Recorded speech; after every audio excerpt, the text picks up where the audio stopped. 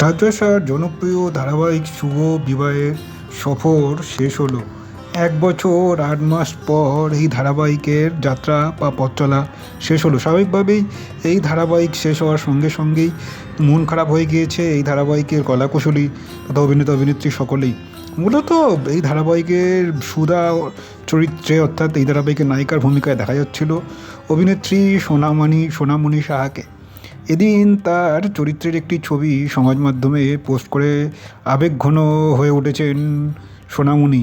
মূলত তিনি লিখেছেন, সুধাকে আপনারা অনেক ভালোবাসা দিয়েছেন, তার জন্য অসংখ্য ধন্যবাদ। সুধা চরিত্রটি করতে পেরে আমি সত্যি নিজেকে খুব লাকি মনে করি। সুধার জীবনের পথ চলাতে আপনারা পাশে ছিলেন, সাথেই ছিলেন, তাই তো এতগুলো পর্ব আমরা অতিক্রম করতে পেরেছি। তিনি এদিন তার পোস্টে আরও লেখেন, সুধা চরিত্রটিকে দেওয়ার জন্য অসংখ্য ধন্যবাদ অ্যাক্রোপলিস এন্টারটেনমেন্ট প্রাইভেট লিমিটেড এবং স্টার জলসাকে। কৃতজ্ঞতা জানাই স্নিগ্ধা দি এবং অভিদাকে, সানিদাকে। খুব মিস করব সুধাকে এবং শুভ বিবাহের পুরো টিমকে।